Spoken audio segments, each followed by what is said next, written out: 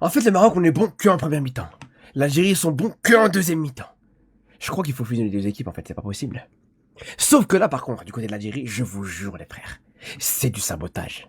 Parce que là, les gars, l'Algérie est pas passée loin de la catastrophe. L'Algérie est pas passée loin du drame, les gars. Je pèse mes mots. Ce coach, les frères, je vous jure que l'entraîneur de l'Algérie, je me pose une question. Est-ce que, il n'y a pas une Algérienne, un jour, voilà, qui lui a mis un faux plan, qui l'a quitté quand il était petit? Est-ce qu'il n'y a pas un Algérien qui lui doit de l'argent? Je comprends pas, les gars. Mais là, il est venu en auto-sabotage, les frères. À quel moment tu remets dans un match important comme ça, tu remets Mahrez titulaire? On a tous vu ses limites, on sait qu'il est incapable d'être titulaire, on sait qu'il est incapable de commencer un match, et ça aurait pu coûter très cher. Mahrez aujourd'hui a du sang sur les mains, ces deux occasions auraient pu coûter très cher, ces deux occasions ratées de Mahrez. On voit qu'il a plus le niveau, on voit qu'il est plus capable en tant que titulaire de pouvoir mettre le coup de rein nécessaire pour pouvoir finir ce genre d'occasion. Et quand c'est pas Mahrez, ben c'est l'autre, voilà, les deux fils de Petkovic, Mahrez et Zerouki. Mahrez, zéro de QI, les frères. Regardez-moi ça, les gars. Regardez Zerouki, les frères. Regardez-moi ça. En U12, tu fais ça, le coach, il te sort, il te vire directement. Le coach, plus jamais, il te met titulaire dans un match. Et là, Zerouki, match de Coupe du Monde contre la Jordanie, il te met une place une transversale comme ça, en plein axe. Qui a coûté le but, justement, de la Jordanie. Donc j'espère au moins que ce match et que cette frayeur que l'Algérie a pu avoir en deuxième mi-temps, que l'Algérie a pu avoir au moins jusqu'à quasiment la 70e minute, j'espère que cette frayeur a pu permettre de faire le déclic et l'électrochoc de Petkovic. Ça fait des années ça fait des années maintenant qu'on commence à dire ça, des mois et des mois. J'espère que cette fois-ci ce sera suffisant. J'espère. Les Algériens ont quand même eu chaud aux fesses. Hein. Ils ont quand même eu chaud aux fesses. Ils n'ont pas voulu se rendre la tâche facile. Je trouve que c'est le problème même pour tous les pays africains, cette Coupe du Monde. À la première mi-temps, Mahrez, il a deux face-à-face. Le premier face-à-face, il n'arrive pas à tirer. Du pied droit, il veut le ramener toujours au pied gauche. Le deuxième face-à-face, il tire, mais ça sort sur corner. Dans la foulée, je ne sais même pas 2-3 minutes, la Jordanie marque. Ça devient un match compliqué. Même jusque à la 70e minute, moi je disais toujours l'Algérie va gagner ces matchs 2-1, 2-1, 2-1. Et ça s'est fait sur deux corners de Mahrez qui a été même remplacé à la 75e minute par Hach Moussa. Et Hach Moussa aussi fait un corner fantastique et l'essentiel est assuré. À 20 minutes de la fin du match, l'Algérie était éliminée. Mais là, actuellement, l'Algérie fait partie de ces nations africaines qui ne sont pas encore qualifiées, mais qui ont un pied au prochain tour. Déjà, pour la deuxième journée, c'est la troisième victoire d'une équipe africaine.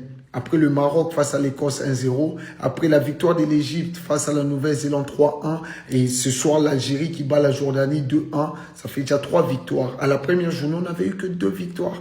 Rappelez-vous, je vous avais dit que à la première journée, les équipes africaines avaient affronté 7 chapeaux 1. On ne va pas refaire la même vidéo. Donc on avait affronté des adversaires plus forts. Et là, à la deuxième journée, nous avons affronté des adversaires soit du même calibre, soit faibles. Et là, on a déjà 3 victoires.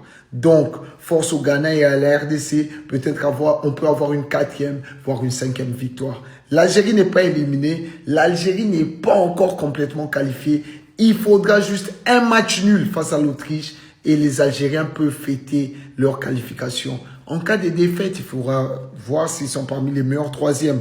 Et en cas de victoire, c'est aussi la qualif. Donc, force à l'Algérie. Vous avez un pied pour la qualif. Maintenant, il faudra bien négocier le match face à l'Autriche. On est ensemble.